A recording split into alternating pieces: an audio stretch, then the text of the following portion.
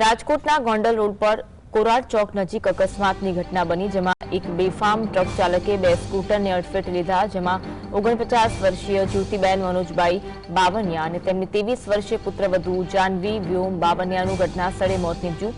આ ઘટનામાં બંનેના પતિ ગંભીર રીતે ઇજાગ્રસ્ત થયા। અકસ્માત બાદ ટ્રક ચાલક ઘટના સ્થળેથી ફરાર થયો હતો, પરંતુ પોલીસે તેને અટકાયતમાં લઈ લીધો છે। જાણવા મળ્યું છે કે પરિવારજનોએ વિધિ પૂર્ણ કરી પરત ફરી રહ્યો હતો ત્યારે આ દુર્ઘટના સર્જાઈ હતી।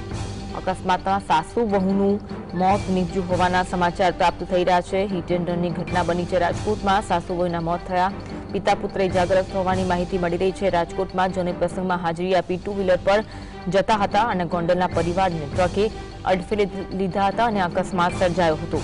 રાજકોટમાં વધુ એક હિટ એન્ડ રનની ઘટના સામે આવી છે। ગોંડલ રોડ પર કોરાડ ચોક નજીક ટ્રક ચાલકે બે ટુ વ્હીલરને અડફેટે લેતા સાસુ વહુના મોત નીપજ્યા છે, જ્યારે પિતા અને પુત્ર ઇજાગ્રસ્ત થતા સારવાર માટે હોસ્પિટલ ખસેડવામાં આવ્યા। રાજકોટમાં જનોઈ પ્રસંગમાં હાજરી આપીને પરત ગોંડલ જતા સમયે અકસ્માત નડ્યો। ટુ વ્હીલર પર જતા ગોંડલના જ્યોતિબેન મનોજભાઈ બાવનિયા અને પુત્રવધુ જાનવીબેન બાવનિયાના ગમખ્વાર અકસ્માતમાં કરુણ મોત નીપજતા પરિવારમાં હાલ તો શોકનો માહોલ જોવા મળી રહ્યો છે।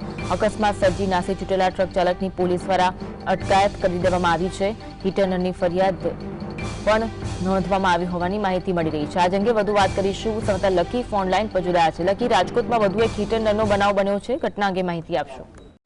આપને જણાવ્યું કે રાજકોટમાં વધુ એક અકસ્માતનો બનાવ છે તે પ્રકાશમાં આવ્યો છે। રાજકોટના ગોંડલ રોડ કોરાડ ચોક નજીક જે કપલ જતા હતા તે દરમિયાન પૂરપાટ ઝડપે દોડી આવતા ટ્રક ચાલકે બંને વાહનોને અડફેટે લીધા હતા અને આ અકસ્માતમાં બે જે લોકોના ઘટના સ્થળે જ મોત નીપજ્યા છે।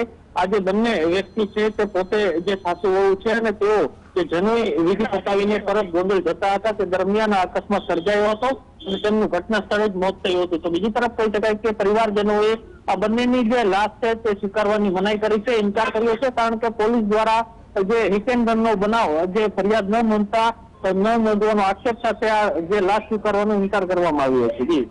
જી, આભાર માહિતી આપવા માટે।